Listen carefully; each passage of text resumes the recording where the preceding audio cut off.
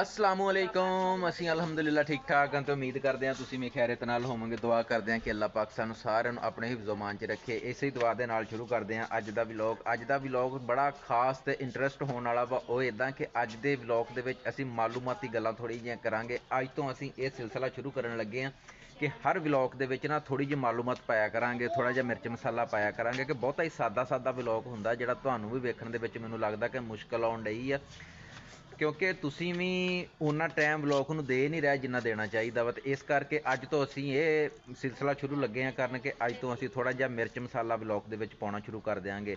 ਤੇ ਜਿੱਦਾਂ ਵਲੌਗ ਗਾਂ ਦੀ ਗਾਂ ਟੁਰਿਆ ਜਾਏਗਾ ਉੱਦਾਂ ਹੀ ਮਜ਼ੇਦਾਰ ਤੇ ਇੰਟਰਸਟਿੰਗ ਹੁੰਦਾ ਜਾਏਗਾ। ਤੈਯਬ ਤੇ ਸਾਡੇ ਘਰ ਆਈ ਆ ਇੱਕ ਸਾਡੀ ਪ੍ਰਾਹੁਣੀ ਤੈਯਬ ਆਪੀ ਆਈ ਤੇਰੇ ਨਾਲ ਖੇਲਣ ਆਈ। ਆਪੀ ਹੈਂ ਕਿੱਥੇ ਆਪੀ ਆਵੇ ਤੂੰ ਕਿਹਦੇ ਨਾਲ ਖੇਲਣ ਆਈ ਆ?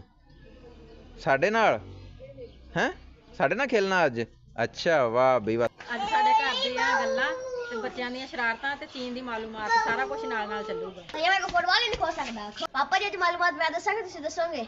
ਪੁੱਤਰ ਅੱਜ ਆਪਾਂ ਸਾਰੇ ਹੀ ਦੱਸੀ ਜਾਵਾਂਗੇ। ਜੋ ਤੇਰੇ ਹਿਸਾਬ 'ਚ ਸੂਤ ਆਵੇ ਦੱਸਣਾ, ਸੱਚ ਆ ਝੂਠ ਨਹੀਂ ਮਾਰਨਾ। ਜੋ ਤੇਰੇ ਹਿਸਾਬ ਲੱਗੇ ਤੂੰ ਦੱਸੀ ਜਾਈਂ, ਜੋ ਮੈਨੂੰ ਪਤਾ ਹੋਇਆ ਮੈਂ ਦੱਸੀ ਜਾਊਂਗਾ ਤੇ ਜਿਹੜਾ ਤੇਰੀ ਮੰਮਾ ਨੂੰ ਪਤਾ ਹੋਇਆ ਉਹ ਦੱਸੀ ਜਾਊਗੀ। ਲੋ ਜੀ ਚਾਹ ਆ ਗਈ, ਹੁਣ ਚਾਹ ਪੀ ਲਓ, ਨਾਲ ਥੋੜੀ ਜਿਹੀ ਚੀਨ ਦੀ ਮਾਲੂਮਾਤ ਦੇ ਦਿਓ ਤੇ ਬਾਕੀ ਘਰ ਦੀ ਰੁਟੀਨ ਚੱਲੀ ਜਾਊਗੀ ਨਾਲ।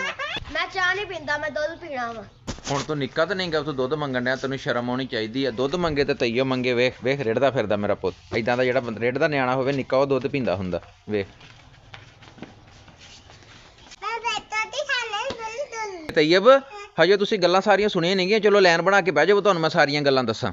ਦੇਖੋ ਜੀ ਘਰ ਦੀ ਰੁਟੀਨ ਵੀ ਨਾਲ ਚੱਲਦੀ ਰਹੂਗੀ। ਤੇ ਅੱਜ ਜਿਹੜੀ ਚੀਨ ਦੀ ਆਬਾਦੀ ਆ ਉਹਦੇ ਤੇ ਅਸੀਂ ਥੋੜੀ ਜਿਹੀ ਗੱਲ ਕਰਾਂਗੇ। ਚੀਨ ਦੀ ਕਿੰਨੀ ਆਬਾਦੀ ਆ, ਕਿੱਡਾ ਵੱਡਾ ਮੁਲਕ ਹੈ। ਚੀਨ ਦੀ ਤਕਰੀਬਨ ਅੱਜ ਜਿਹੜੀ ਆਬਾਦੀ ਆ ਨਾ ਇਸ ਟਾਈਮ 2025 ਦੇ ਵਿੱਚ 1 ਅਰਬ 41 ਕਰੋੜ ਉਹਦੀ ਆਬਾਦੀ ਤਕਰੀਬਨ ਲਗਭਗ। ਪਾਪਾ ਇਹਨੇ ਸਾਰੇ ਇੱਕ ਹੀ ਮੁਲਕ 'ਚ ਰਹਿੰਦੇ ਆ?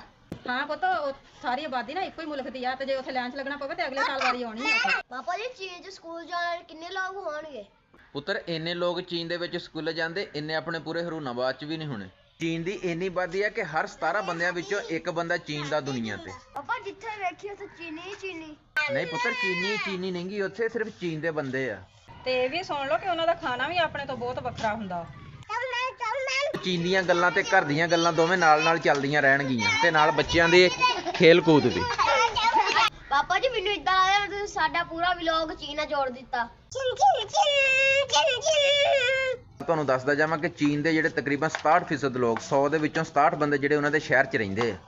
ਫਿਰ ਉੱਥੇ ਇੰਨੀ ਟ੍ਰੈਫਿਕ ਹੁੰਦੀ ਆ। ਉੱਥੇ ਜਿੰਨੀ ਟ੍ਰੈਫਿਕ ਆਪਣੇ ਹਰੂਨਾਬਾਦ ਵਿੱਚ ਨਾ ਇਹ ਨਾਲ ਜ਼ਿਆਦਾ ਤੇ ਉੱਥੇ ਉਹ ਨਾਸ਼ਤਾ ਲਿਆਉਣ 'ਚ ਮਸਰੂਫ ਹੁੰਦੀ ਆ। ਕਿ ਜੇ ਤੁਹਾਨੂੰ ਸਾਡਾ ਸੁਭਾਅ ਚੰਗਾ ਲੱਗਾ ਹੋਵੇ ਤਾਂ ਵੀਡੀਓ ਨੂੰ ਲਾਈਕ ਕਰਿਓ, ਚੈਨਲ ਨੂੰ ਸਬਸਕ੍ਰਾਈਬ ਕਰਿਓ। ਅੱਲਾਹ ਹਾਫਿਜ਼।